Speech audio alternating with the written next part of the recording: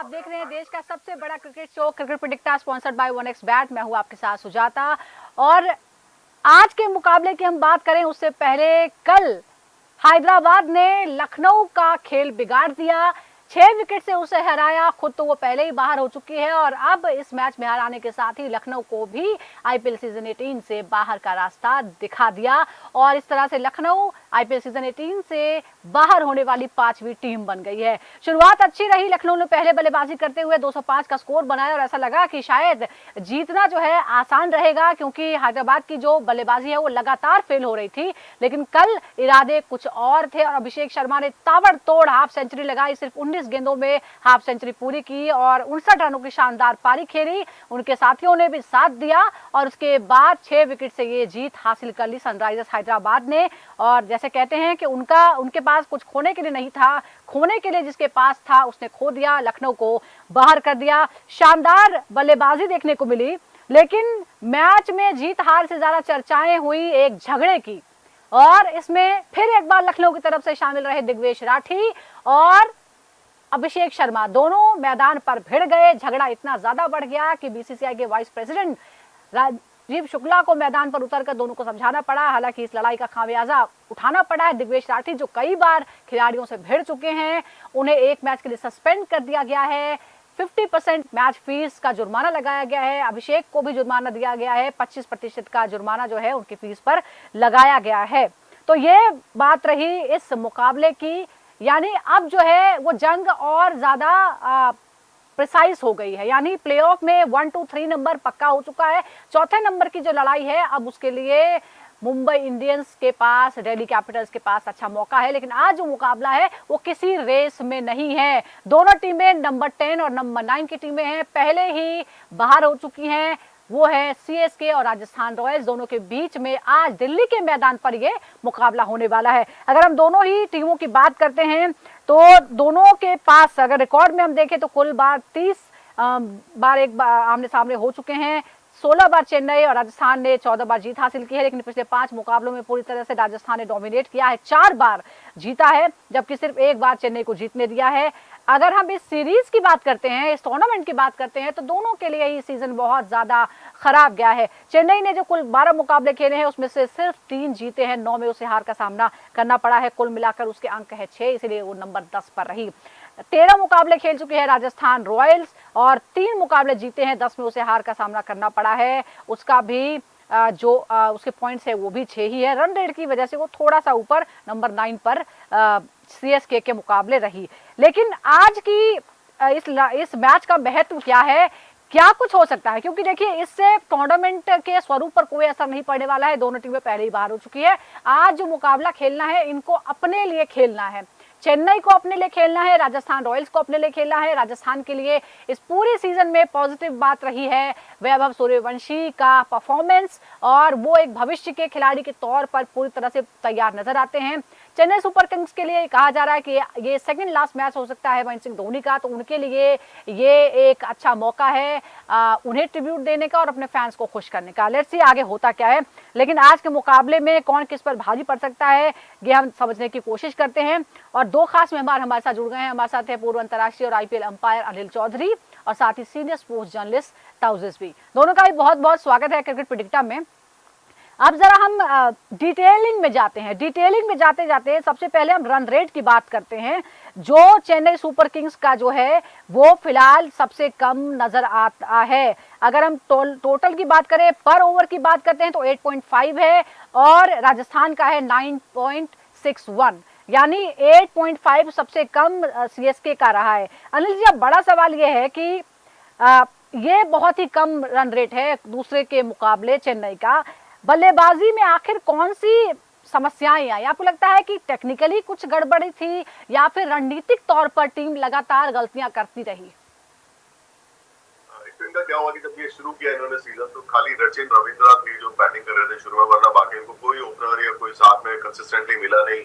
बाद में रविंद्र भी आउट ऑफ फॉर्म हो गए और अब इन्होंने आयुष रिप्लेसमेंट प्लेयर आया, जब से थोड़ा फर्क पड़ा है। इनका स्टार्ट ही अच्छा नहीं हुआ एक्चुअली।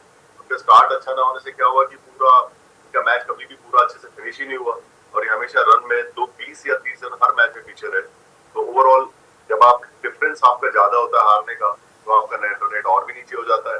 इनके साथ वही हुआ, तो ओवरऑल इनके पूरे सीजन की जो प्रॉब्लम रही वो बैटिंग रही, और बैटिंग शुरू में ही इनको कभी अच्छा स्टार्ट मिला नहीं। एक बार शुरू में टेम्पो अच्छा बन जाए पावर प्ले में तो टीम फिर बाद में अच्छे से उसको अपने हिसाब से मैनेज कर लेती है, लेकिन वो हुआ ही नहीं। तो पूरा सीजन इनका एक ही कहानी है, इनकी बैटिंग का प्रॉब्लम, और वो सब जगह खराब रही ना। इनका बाद में स्लॉग, क्योंकि विकेट नहीं होती थी, मिडिल ऑर्डर में बीच में रेगुलर नहीं रहा, और जडेजा वगैरह ने बाद में आकर रन बनाने। बिल्कुल, हम हर फेज के हर जो बल्लेबाजी क्रम है उसकी भी हम डिटेल में बात करेंगे, लेकिन चेन्नई की हमने बात की, सबसे लोएस्ट उसका रन रेट है। लेकिन अगर हम राजस्थान की बात करें तो उसका जो रन रेट है बल्लेबाजी का वो 9.61 है, तीसरे नंबर पर है कुल मिलाकर। लेकिन नेट रन रेट में वो भी पिछड़ जाती है, वो नेगेटिव में नजर आता है, 0.7 है। इसका क्या मतलब हुआ ताउस? क्या उनकी बल्लेबाजी और गेंदबाजी में असंतुलन है, वो उनकी हार का और पिछड़ जाने का सबसे बड़ा रीजन है?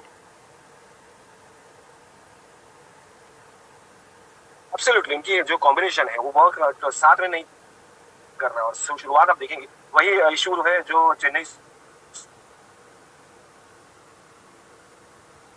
सुपर किंग्स का मिडिल ऑर्डर में आ जाता है, उनका मिडिल ऑर्डर और डेथ ओवर्स खाली हो जाते हैं। तो एक कहीं ना कहीं ये नेगेटिव एस्पेक्ट में दिखाई देता है, और one of the reasons why they have failed this season. और राजस्थान रॉयल्स को इस पे मुझे लगता है कि बहुत ज्यादा वर्क करना है, सिर्फ इसमें नहीं, हर सीजन में। क्योंकि आप हर बार अंडरडॉग्स बन के या आप एक लो प्रोफाइल टीम बन के एक्सपेक्ट करेंगे कि आप जाके टाइटल जीते, टीम स्ट्रैटेजी नहीं होगी, कॉम्बिनेशन नहीं होगा, तो आप हर बार जैसे पहले सीजन में जी, वैसे उसके बाद आप एक भी रिपीटेटिव परफॉर्मेंस नहीं, nice all the time, nice good looking side, youngsters prospects, वो सिर्फ नहीं चलता है। बट आपको कहीं ना कहीं स्ट्रैटेजी बनानी पड़ती है एक तरीके की। आपको शुरुआत अच्छी करनी, एक सॉलिड टॉप ऑर्डर, एक बिल्कुल। देखिए, शुरुआत भी अच्छी नहीं मिली और हमने देखा है पूरी तरह से सप्लीमेंट करना, दोनों ही टीमें जो है वो बिखरी हुई नजर आई है, और इसीलिए शायद सबसे पहले एग्जिट करने वाली टीमों में ये शामिल रही हैं। अब जरा नेट रन रेट के हम बात करते हैं, तो चेन्नई का जो रन रेट है वो भी बहुत ही खराब नजर आता है, वो है -0.98। तो इसमें जिम्मेदारी कितनी आपको नजर आती है? पावर प्ले में खराब शुरुआत है, कितना दोष जो है डेथ ओवर्स की कमजोरी का है? अनिल जी, आप क्या मानते हैं, क्या कुछ खास फेजेस में खराब किया है या ओवरऑल ही खराब परफॉर्म किया है, बल्लेबाजी की है चेन्नई ने? आई थिंक पहले तो कहना चाहिए कि ओवरऑल अच्छा नहीं किया, लेकिन खासकर क्या होता है कि मिडिल ऑर्डर ऐसी जगह है जहाँ से आपके ओवर नंबर 6 से लेके 6 या 7 से लेकर और आपको 16 ओवर तक जाके बैटिंग ठीक रखनी पड़ती है, और फिर आपके विकेट भी होने चाहिए। हुआ क्या कि हमेशा जब ये लोग चेस कर रहे थे, इनका रन रेट आस्किंग रेट 19 तक पहुंच गया। बाद में तो स्लो वाले क्या करें बाद के 3 ओवर में, अगर पहले बैटिंग कर रहे हैं तो रन इतने कम बनाए कि वो पूरा बाद में कुछ मारने की नौबत नहीं, विकेट जल्दी गिरा लिए। इट्स ओवरऑल फेलियर, और ये कहीं पे भी बहुत आप कह नहीं सकते कि ये पर्टिकुलर डिपार्टमेंट में अच्छे थे, फिर आके मिडिल में खराब थे बाद में, क्योंकि मिडिल ऑर्डर खासकर जो इनका खराब चला ना, तो सारा मैच खराब कर दे। बहुत बार सीएसके क्या होता था कि भले ही स्टार्ट कैसे, फिर बाद में जो प्रीवियस हिस्ट्री थी मैनेज कर लेते थे बीच में, और बाद में स्लॉगिंग हो जाती थी। अब इतना इन्होंने रन रेट डाउन कर देते थे कि बाद के लिए बचा ही कुछ नहीं। बिल्कुल, प्रेशर बहुत ज्यादा आ जाता है, बहुत ही बेकार रहा है। आप जरा एक बार बता दें कि जो रन रेट रहा है बल्लेबाजी का पावर प्ले में, चेन्नई सुपर किंग्स का रहा है 8.26, राजस्थान का रहा है 11.11। पावर प्ले में गेंदबाजी की बात करें तो चेन्नई सुपर किंग्स ने 9.92 और राजस्थान का है 9.26। अगर हम नेट रन रेट, जैसा कि हमने बताया, चेन्नई का है -098 तो राजस्थान का है -070। अगर हम पर बल्लेबाजी के रन रेट की बात करते हैं तो पर ओवर जो है वो 8.5 है चेन्नई का, और राजस्थान का है 9.61। ये डिटेलिंग इसलिए है क्योंकि इसी से हम समझ सकते हैं कि आखिर समस्या कहां आई है। अब जरा पावर प्ले की अगर बात करें तो पावर प्ले में बल्लेबाजी का रन रेट रहा है चेन्नई का 8.26 तो राजस्थान रॉयल्स का रहा है 11। गेंदबाजी जो है 9.92 चेन्नई की और राजस्थान रॉयल्स की रही है 9.26। अब बड़ा सवाल ये भी होता है कि ताउस, राजस्थान पावर प्ले में शानदार परफॉर्मेंस करती हुई दिखती है, उसका जो रन रेट है वो अच्छा रहा है +1.74, लेकिन डेथ ओवर्स में सबसे खराब -3.69। क्या आपको लगता है कि अभी भी कुछ रणनीतिक बदलाव करने पड़ेंगे उसे, ताकि वो इस सिचुएशन का फायदा उठा सके? नहीं, देखिए, वही मैं पहले ही बात की, और बड़ा इंटरेस्टिंग फिगर्स मुझे आपने दिखाए, पॉइंट्स जो आपने डिटेल में बताएं स्टैटिस्टिक्स, वो बहुत ही बारीकी से बताता है कि इनके प्रॉब्लम्स दोनों सिमिलर चल रहे हैं। अभी मैंने पहले बात की कि टॉप ऑर्डर इनका ऑब्वियसली जबरदस्त है। सैमसंग की कंसिस्टेंसी देखिए, सैमसंग इंजरी, फिर जब उनको मौका भी मिला तो वो डिलीवर नहीं कर पाए अप टू द मार्क, तो वापस से उनको जाना पड़ा। ऑब्वियसली इंजरी एक रीजन हो सकता है। दूसरा, वैभव सूर्यवंशी का लेट कमिंग, और देखिए यशस्वी जायसवाल भी आप देखेंगे पीक किए थोड़ी लेट, तो कहीं ना कहीं मुझे लगता है कि one of the reasons has been there inconsistency in performance, inconsistency in scoring runs, और उनकी जो गेंदबाजी है, चाहे वो फास्ट बॉलर्स हो चाहे स्पिनर्स भी उनके इतना ही इफेक्टिव नहीं हो पाए, और आप कितना ही कर लेंगे। तो ओवरऑल जैसे अनिल भाई ने कहा कि it's a team failure, collective failure, सिर्फ राजस्थान रॉयल्स का नहीं, चेन्नई सुपर किंग्स का भी है। जी। तो ओवरऑल इन दोनों का जो फेट है ना, वन ऑफ द रीजंस कि भाई दोनों सिमिलर स्टाइल ऑफ एबिलिटी दोनों में है, but similar style of performance deliver किया, और इसी की वजह से ये जल्दी बाहर हो। बिल्कुल, टीम जो है वो दोनों एक दूसरे से बहुत डिफरेंट है, लेकिन उनका जो नतीजा है, परफॉर्मेंस है, वो बिल्कुल एक जैसा रहा है। आपने सही कहा। और अनिल जी, आपने पहले भी मिडिल ऑर्डर पर जोर देने के लिए कहा, लेकिन जरा मैं डिटेल भी आपको बताती हूँ। चेन्नई की सभी फेज में नेट रन रेट जो है वो नेगेटिव में रही है। पावर प्ले में -1.66, मिडिल ऑर्डर में -0.65, डेथ ओवर्स में 0.94। उन्हें किस फेज में आपको लगता है कि आज के मैच पर ज्यादा ध्यान देने की जरूरत है, किसे प्रायोरिटी पर रखना चाहिए जहां सबसे बड़ी गड़बड़ी हो रही है? देखिए, अभी उनका मैच आज अरुण जेटली स्टेडियम में है, बाउंड्री छोटी है और पिच अच्छी है। मेरे ख्याल से शुरू से उनको फेयरलेस खेलना चाहिए, कोई प्रेशर की बात नहीं है, उनको कुछ ऐसा है नहीं।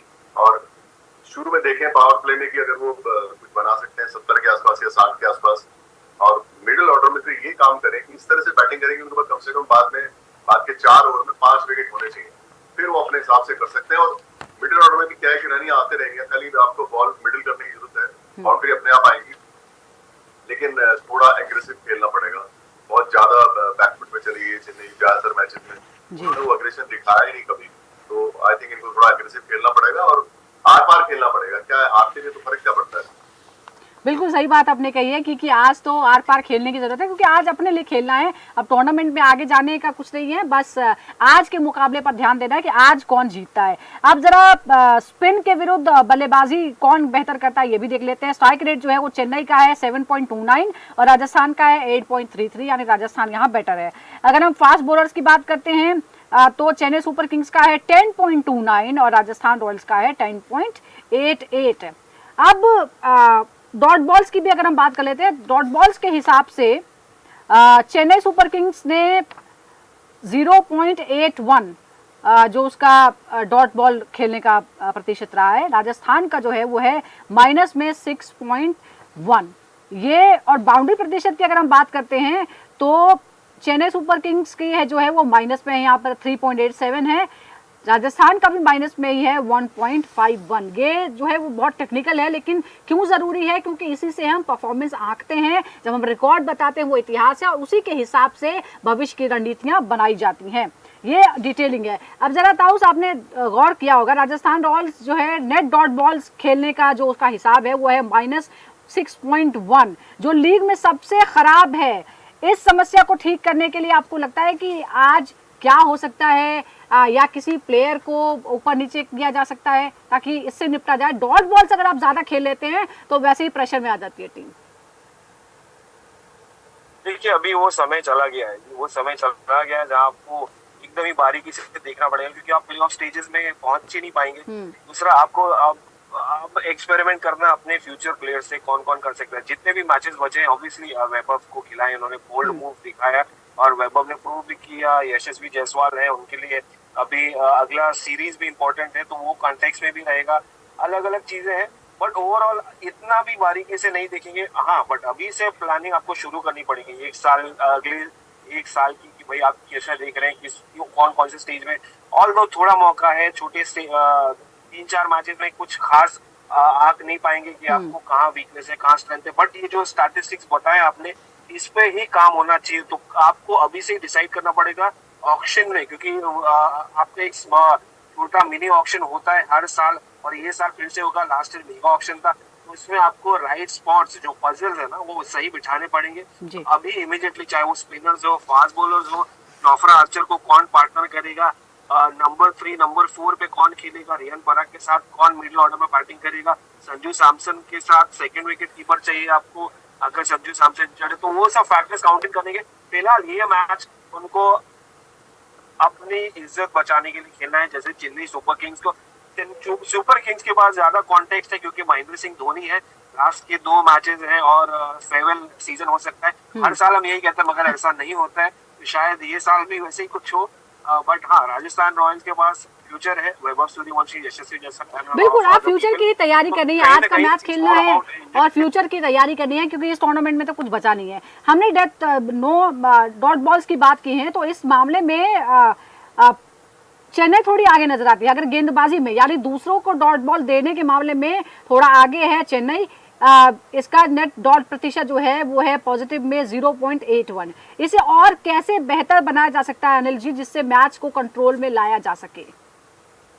देखिए, बड़ा सीधा फॉर्मूला है टी20 में, थोड़ा डिसिप्लिन रखिए बॉलिंग में, आप वाइड कम कीजिए और शॉर्ट बॉलें कम डालिए और थोड़ा पेस वेरिएट कीजिए। आप मतलब एक ही पेस से अगर आप किसी अच्छी लाइन पे बॉल करेंगे तो आजकल इतने शॉर्ट बैट्समैन मारते हैं कि मैनेज हो जाता है। तो जो पेस वेरिएशन है, छोटा मोटा एंगल चेंज कर लिया और आपने फील्ड पे बॉलिंग करें।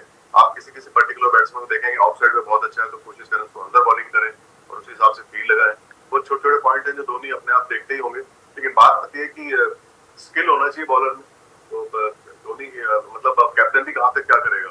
हालांकि बॉलिंग में चेन्नई अच्छी रही है राजस्थान से पूरे टूर्नामेंट में, लेकिन चेन्नई का प्रॉब्लम उनकी बैटिंग रही है और राजस्थान का प्रॉब्लम उनकी इनकंसिस्टेंट बैटिंग और बाद में मैच को फिनिश ना करना। बिल्कुल, कई बहुत करीबी मुकाबले थे। It's a combination of few things, not one. तो ऐसा है।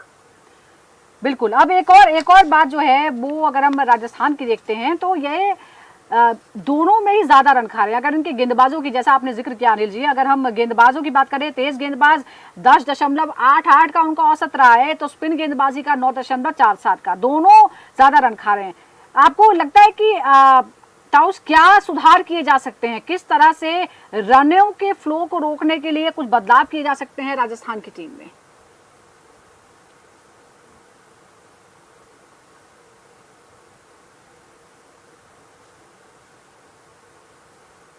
ताऊस आप तक आवाज पहुंच रही है? हाँ, एक्चुअली मैं आपसे पूछ रही थी कि राजस्थान के तेज गेंदबाज और स्पिन गेंदबाज दोनों ही पिट रहे हैं और 10.5 करीब 11 का जो एवरेज जो है वो नजर आता है। क्या चेंजेस हो सकते हैं? क्या आपको लगता है किसी नए को लाया जा सकता है ताकि रनों के फ्लो को रोका जा सके? ऑब्वियसली देखिए, अभी देखिए आप फ्यूचर का भी देख रहे हैं तो प्रेजेंट का भी देखना पड़ेगा क्योंकि हर मैच इंपॉर्टेंट, चाहे आप क्वालिफाई हो या ना हो, तो हर मैच इंपॉर्टेंट होता है। तो आपको कहीं ना कहीं कुछ एक्सपेरिमेंट तो करना पड़ेगा और ये this is the right time to experiment, this is the right time to bring in new spinner, new players.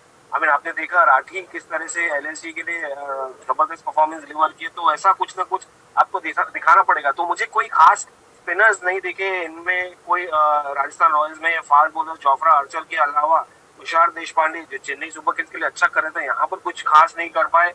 तो ओवरऑल इनकी जो बॉलिंग है वो बहुत ज्यादा लैक की है और इनका जो टॉप ऑर्डर बैटिंग है इसकी वजह से थोड़ा बहुत उनको मतलब नजर में रहे, अच्छा परफॉर्मेंस डिलीवर किया, but it's the batting bowling which has failed miserably. तो कहीं ना कहीं मुझे लगता है कि थोड़ा चेंजेस तो करना चाहिए और स्पिनर्स देखिए अभी अच्छा, ऑन ग्राउंड चेन्नई की जो बॉलिंग है वो थोड़ी सी बेहतर नजर आती है जी, थोड़ी सी बेहतर नजर आती है। चेन्नई ने पेस से 10.29 रन दिए हैं, तो वहीं स्पिन में 8.54, यानी ज्यादा कंट्रोल यहाँ नजर आता है। अनिल जी, क्या आपको लगता है कि इसकी वजह से जो पेस फ्रेंडली पिचेस हैं उन पर भी स्पिन हैवी स्ट्रैटेजी जो है वो चेन्नई अपना सकती है? देखिए, उनका स्ट्रेंथ स्पिन ही रहने वाला है क्योंकि उनके पास नूर है, अश्विन है, जडेजा है, तो स्पिन उनका स्ट्रेंथ है।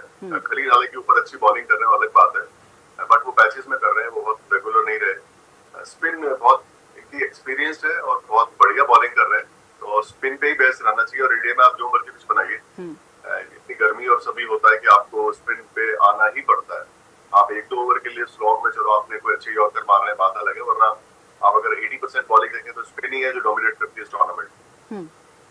एक शिवम दुबे जो है, एक पॉजिटिव एस्पेक्ट जो रहा है चेन्नई के लिए वो शिवम दुबे हैं।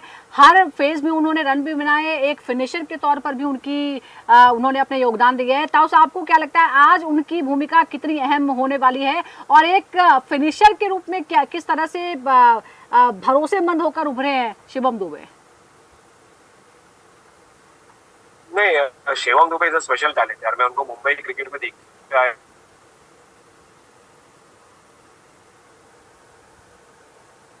जी,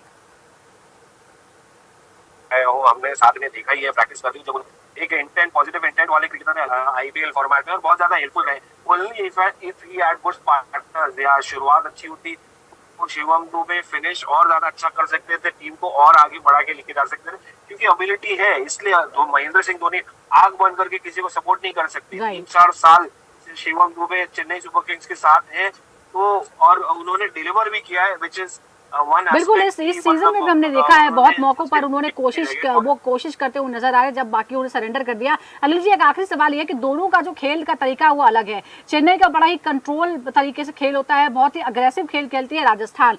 आज दिल्ली के मैदान पर आपको क्या लगता है, कौन किसकी स्ट्रेटेजी जो है वो ज्यादा प्रभावशाली हो सकती है?